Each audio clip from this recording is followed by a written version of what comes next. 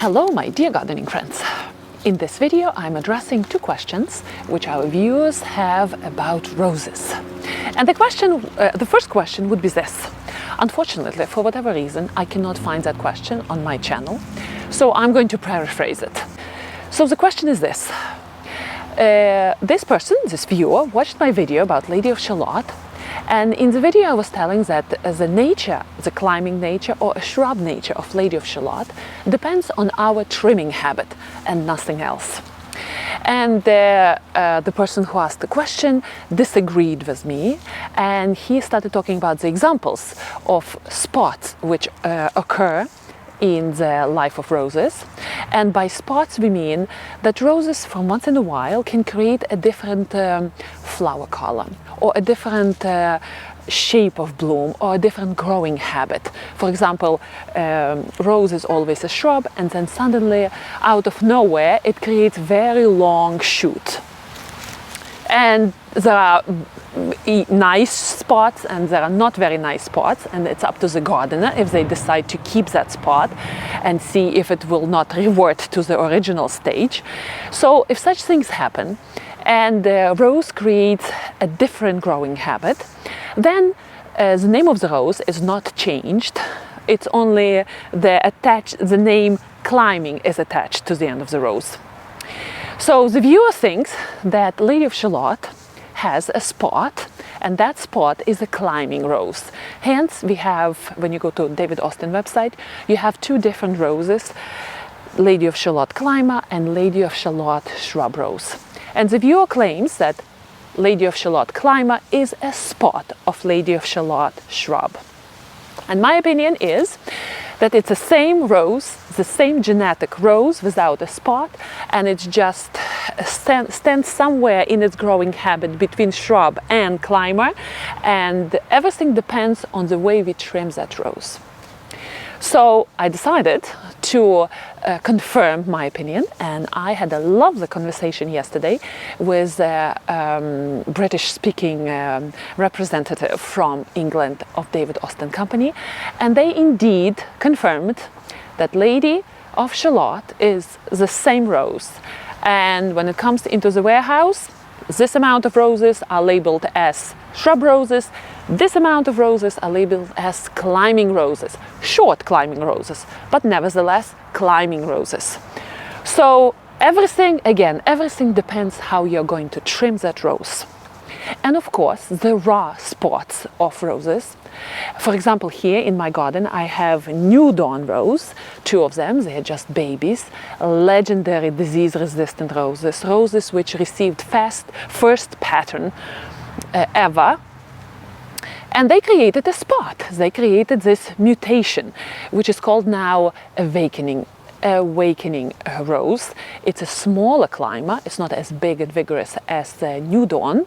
It has much fuller flower itself, and it is maybe better repeat flowering than New Dawn. So I hope this confusion is clarified.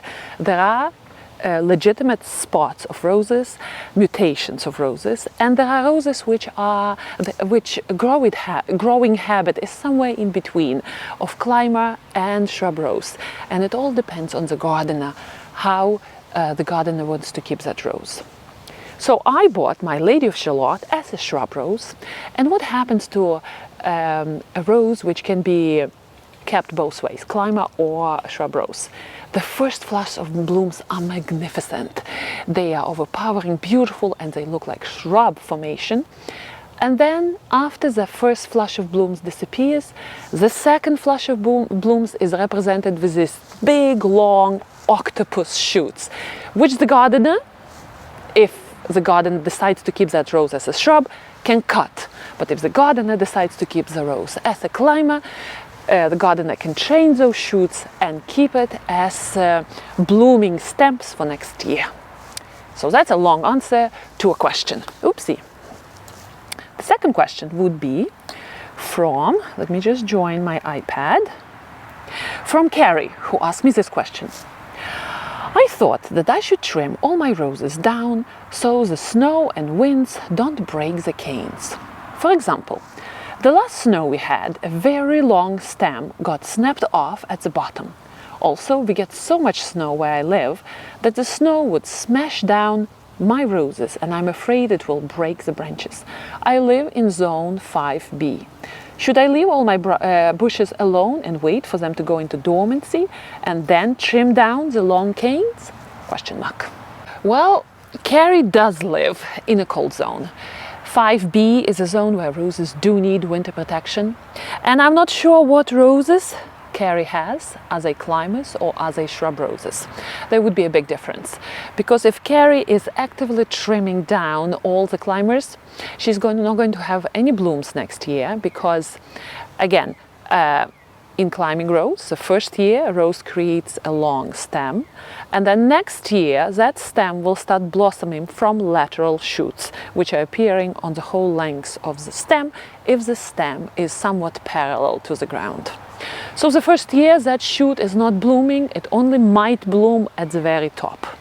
So if Carrie, because Carrie is afraid of snow and wind and all that damage, she is cutting down the long stems of a climbing rose, she basically will have this very small growth next year, which is not going to produce any blooms. So what's the point of having a climbing rose, right?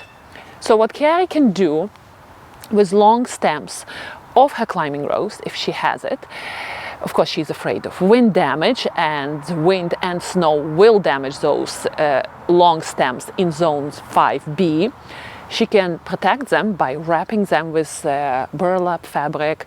She can do, there are tons of different protections which can be done, but basically we need to protect roses from fluctuations of temperature and strong winds.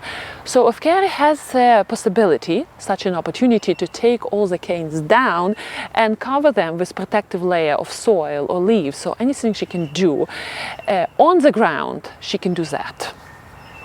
Now, in colder zones, if Carrie has shrub roses and they get consistently damaged by wind and snow, it does pay to trim your roses shorter than taller, since branches do snap from the wind and snow.